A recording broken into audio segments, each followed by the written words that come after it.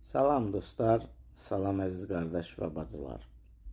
Bu günləri bütün psixoloqların danışdığı panik atakdan danışacağıq.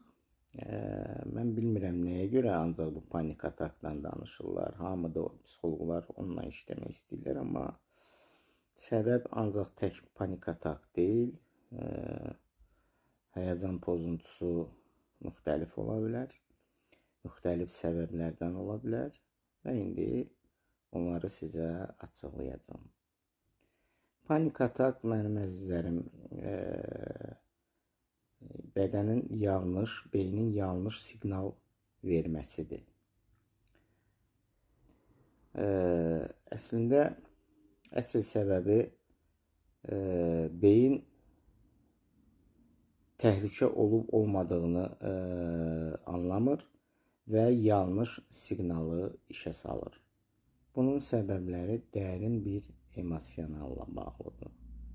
Emosional yığılıb qalmış emosional problemi, yəni qorxu, qəzəb, kədər ifadə olunmamaqda onlar yığılır qalır və bir nöqtədə partlayış baş verir.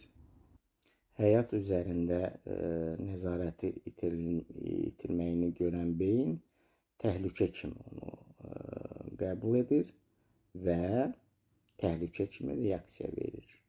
Bu keçmiş travmalardan ola bilər. Bu qorxulu hansı hadisələr, zatlar baş veribsə həyatınızda. Bu perfeksionizm və emosional sıxıntı. Yəni hər şeyi düzgün eləməyə çalışmaq, emosiyalarınızı bastırmaq və həddən artıq bədənə qulaq asmaq. Yəni bədənə pastayanlı kontrola alırsınız, pastayanlı qulaq asırsınız bədəninizə, elə düşünürsünüz ki, mənə nəsə ola bilər, mənə nəsə olacaq. Bu ilk panik atakdan sonra davamlı ola bilər. Amma bunu 2-3 seansla işləmək, yəni qorxunuzu aşkar etmək və o qorxunun üzərində işləyib, səbəbi aradan qaldırıb, yeni həyata başlamaq olar. Yəni başlatmaq olar. Panik atak bədənin normal proyevleniyasıdır. Tamam mı? Yəni bu panik ataklar olmasa insanda başqa bir partlayışlar ola bilər. Patoloji partlayışlar ola bilər, anlatabildim mi? Hansı bir xəstəliklər yarana bilər və yaxud ürək çatışmamazlığı yarana bilər. Bu panik atakın şotuna bütün əzələlər boşalır, yəni o gərginlik sizdən çıxır, sadəcə siz onu anlamırsınız, onu təhlükə kimi qəbul edirsiniz və ondan qorxursunuz, anlatabildim mi? Biz ondan işləyirik və siz normal həyata qayıdırsınız. Yəni panik atak sonuncu mərhələlərdən biridir, yəni onu tez bir zamanda qarşısını almaq olar. Amma bir şey nəzərinizə alın ki, bütün səbəb pozuntuların səbəbi buradadır. Anlatabildim mi? Düşüncələrinizdə. Hansısa negativ düşüncələr sizin zibil qabınızda yatır şuur altında və o beyin onu başa düşmür, axı o həll olunmamış kimi sayır onu. Və tez-tez onu yadınıza salır və beyin yavaş-yavaş həmən o avtomatik düşüncələri ki, siz edirsiniz, öyrəşdirirsiniz beyni. Beyin artıq o cürünə işləməyə çalışır.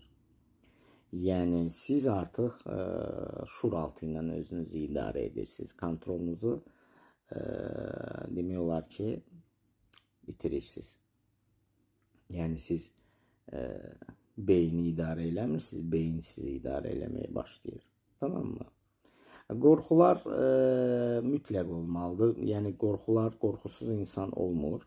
O qorxuları ilk növbələrdə, indi orada pozuntu olanda qorxuları verir. Siz bədəndə belə bir maddə var, endorfin deyirlər ona. Siz qorxursunuz, çəkinirsiniz, nə bilim, stres, depressiya filan, bəs məkan, ağrılar və endorfin mütləq olmalıdır. O, orqanizmi sakitləşdirmək üçündür. Əzələləri boşaltmaq üçün, ağrıları azaldmaq üçün, anlatabildimmi? Bir müddətdən sonra beyin həmən o endorfinə öyrəşməyə başlayır. Və səbəbsiz yerə sizi qorxudur ki, həmən o endorfini sizdən ala bilsin, mənim əzizlərim. Tamam mı? Yəni, bu qədər bəsit. Burada mən qulaq asıram, bəzi efirlərdə çıxırlar, psixologlar nə isə anlatmaq istəyirlər, ancaq bilirsiniz, nevrozu anlamaq üçün birinci gərək nevroz olasan. Anlatabildimmi? Yəni, oxumaqla deyil.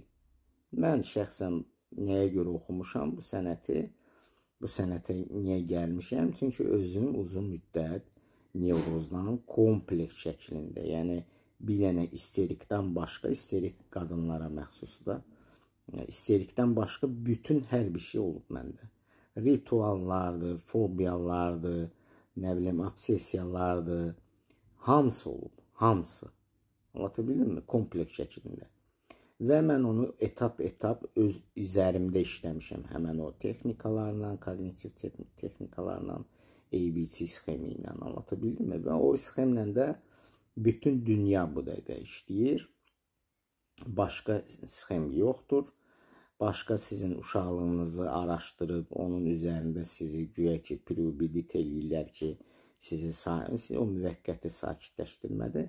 Beyni ancaq texnikalarla yeni çalışmağa öyrətməlisiniz, anlatabildim mi? Yəni, köhnə vərdişləri tərk etdirib ona təzələri başlatmalısınız. Yalnız psixoterapevt dediyi yolla gedəcəksiniz və beyni öyrədir. Bəzən biz texnikalar deyirik, siz deyirsiniz ki, nə ağzına gələr mənə yazıb, bununla adam sağalar, amma bilmirsiniz o nəyə görədir, nə üçündür, bunu mən izahını da eləyirəm və terapiyanı da ev tapşırığında verirəm. Tamam mı? Özünüzə yaxşı baxın, özünüzdən müğayət olun, sağ olun.